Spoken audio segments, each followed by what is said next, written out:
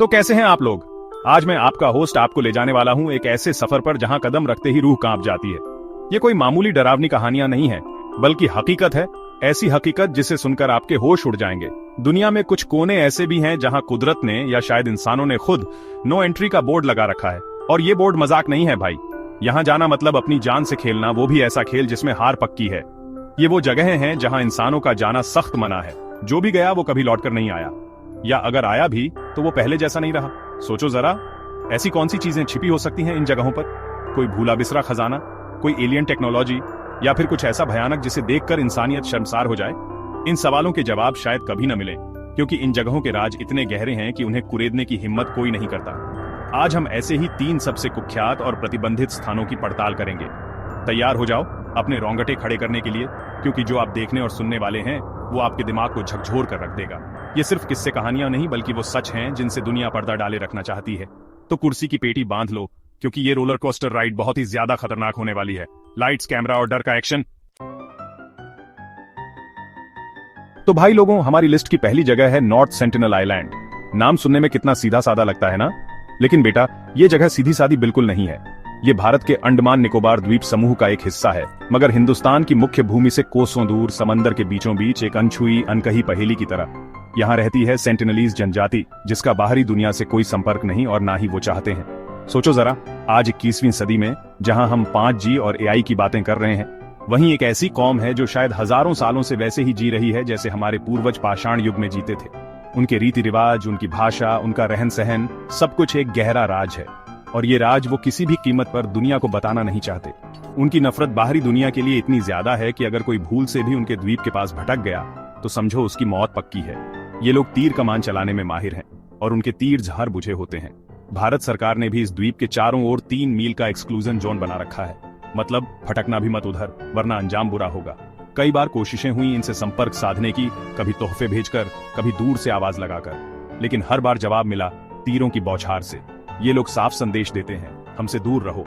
उन्हें हमारी दुनिया की कोई चीज नहीं चाहिए, ना हमारा पैसा, ना हमारी टेक्नोलॉजी, ना ही हमारा तथाकथित विकास। वो अपनी छोटी सी दुनिया में खुश हैं, और किसी भी बाहरी दखलंदाजी को वो अपने अस्तित्व के लिए खतरा मानते हैं। आज भी उस द्वीप पर क्या हो रहा है कोई नहीं जानता। सब कुछ रहस्य के पर्दे में लिपटा हुआ है, और शायद ये अच्छा भी है। कुछ राज राज ही रहे तो बेहतर है। उनकी दुनिया हमारी दुनिया से बहुत अलग है, और शायद हमें उसका सम्मान करना चाहिए। ये द्वीप एक जीता जागता टाइम कैप्सूल है, जो हमें दिखाता है कि इंसान प्रकृति के साथ बिना किसी छेड़छाड़ के भी जी सकता है। उनकी जिंदगी मुश्किल हो सकती है, लेकिन वो आजाद हैं, अपनी शर्तों पर जीते हैं, और उनकी इसी आजादी को पूरी दुनिया सलाम करती है, डर के मारे ही सही। तो भाई लोग, अब चलते हैं अमेरिका, उस जगह जहां दुनिया के सबसे बड़े राज दफन हैं, या कम से कम ऐसा कहा तो जाता है। मैं बात कर रहा हूं एरिया 51 की। नाम सुनते ही दिमाग में क्या आता है? उड़न तश्तरियां, एलियंस के अजीबोगरीब शरीर और सूट बूट पहने सरकारी एजेंट जो सब कुछ छिपाने की कोशिश कर रहे हैं। ये जगह नेवादा के रेगिस्तान में है, और सालों से कॉन्स्पिरेसी थ्योरीज का गढ़ बनी हुई है।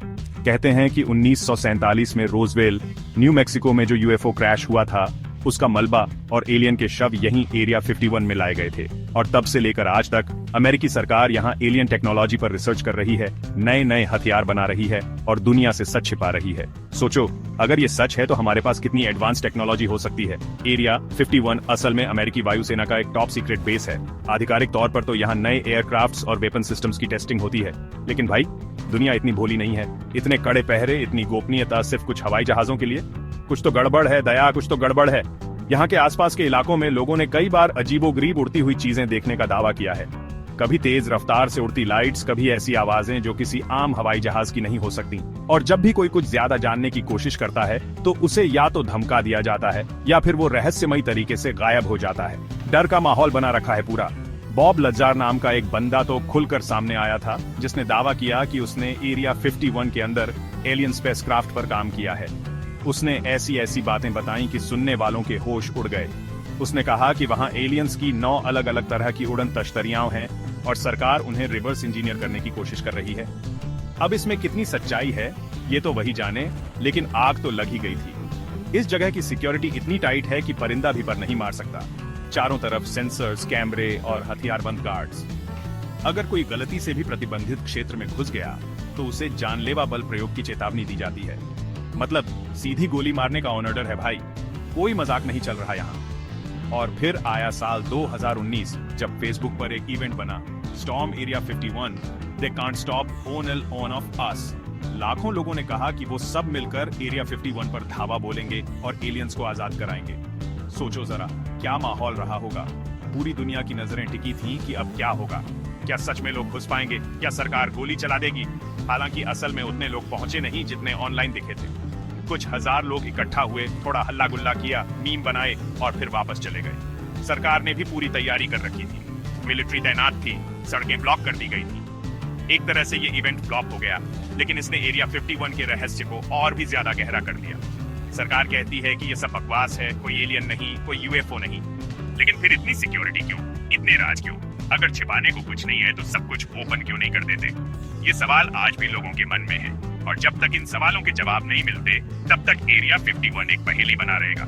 कुछ लोग तो ये भी कहते हैं कि एरिया 51 सिर्फ एक ध्यान भटकाने की चाल है। असली रिसर्च कहीं और, किसी और ज्यादा गुप्त जगह पर हो रही है, और एरिया 51 को जानबूझकर लाइमलाइट में रखा जाता है ताकि लोग उसी में उलझे रहे। क्या दिमाग है भाई इन लोगों का। अब भाई तैयार हो जाओ इटली के एक ऐसे टापू की कहानी सुनने के लिए जहां जाना तो दूर, लोग उसका नाम लेने से भी डरते हैं। मैं बात कर रहा हूं पोवेग्लिया आइलैंड की, जिसे भूतों का टापू या मौत का टापू भी कहा जाता है। वेनिस के पास ये छोटा सा टापू अपने अंदर इतने भयानक राज और दर्दनाक कहानियां समेटे हुए है कि सुनकर ही रूह कांप जाए। कहते हैं कि रोमन साम्राज्य के जमाने में यहाँ प्लेग के मरीजों को लाकर छोड़ दिया जाता था ताकि वो बाकी शहर में बीमारी न फैला सके। सोचो जरा उन बेचारों पर क्या बीतती होगी, अपने घरों से दूर, अपनों से जुदा, एक अनजान टापू पर मौत का इंतजार करते हुए। उनकी चीखें, उनका दर्द आज भी वहां की हवाओं में महसूस होता है। लेकिन असली कहर तो तब बरपा जब मध्य युग में ब्लैक डेथ यानी प्लेग ने यूरोप में तबाही मचाई। तब इस टापू को एक विशाल श्मशान घाट में बदल दिया गया। हजारों लाखों लोगों को, जिनमें से कई तो जिंदा थे, यहाँ लाकर जला दिया गया। कहते हैं कि इस टापू की मिट्टी में आज भी इंसानी राख और हड्डियां भरी पड़ी हैं। इतनी लाशें जलाई गईं कि जमीन का लेवल तक ऊपर उठ गया। और ये सिलसिला यही नहीं रुका। 20वीं सदी की शुरुआत में यहाँ एक मेंटल हॉस्पिटल यानी पागल खाना खोला गया, लेकिन वो कोई आम अस्पताल नहीं था। वहाँ के डॉक्टर पर आरोप थे कि वो मरीजों पर भयानक और अमानवीय एक्सपेरिमेंट्स करता था। उनके दिमाग में छेद करना, उन्हें इलेक्ट्रिक शॉक देना और न जाने क्या क्या। मरीजों की चीखें उस पूरे टापू पर गूंजती थी। कहानी ये भी है कि वो डॉक्टर खुद भी पागल हो गया था, क्योंकि उसे मरीजों के भूत दिखने लगे थे और एक दिन उसने अस्पताल के ऊंचे टावर से कूदकर आत्महत्या कर ली। कुछ लोग कहते हैं कि उसे मरीजों की आत्माओं ने ही धक्का दिया था। अब सच क्या है ये तो कोई नहीं जानता, लेकिन ये कहानियां सुनकर ही डर लगता है। आज ये टापू पूरी तरह से वीरान है। इटली की सरकार ने यहाँ आम लोगों का जाना बैन कर रखा है। मछुआरे भी इसके पास जाने से डरते हैं। कहते हैं कि उनके जालों में कभी कभी इंसानी हड्डियां फंस जाती हैं। और जो भी पैरानॉर्मल इन्वेस्टिगेटर्स या भूत प्रेत के शिकारी यहाँ गए हैं, उन्होंने अजीबोगरीब आवाजें सुनने, परछाइयां देखने और एक भारी नकारात्मक ऊर्जा महसूस करने का दावा किया है। कुछ लोग तो यहाँ तक कहते हैं कि रात में टापू से बच्चों के रोने और औरतों के चीखने की आवाजें आती हैं। सोचो कितना खौफनाक मंजर होगा वो। एक ऐसा टापू जहाँ हर कोने में दर्द और मौत की कहानियां बिखरी पड़ी हैं, जहाँ हर पत्थर किसी बेबस की आखिरी चीख का गवाह है। इस टापू को कई बार बेचने की कोशिश भी हुई, लेकिन कोई इसे खरीदने को तैयार नहीं। कौन ऐसी जगह पर पैसा लगाना चाहेगा जहां सिर्फ बदकिस्मती और मौत का साया हो। ये टापू शापित माना जाता है और शायद ये सच भी है। यहाँ की मिट्टी को अगर खोदा जाए तो कहते हैं कि 50% से ज्यादा तो इंसानी राख ही निकलेगी। ये कल्पना करना भी मुश्किल है कि कितने लोगों ने इस छोटी सी जगह पर अपनी जान गंवाई होगी।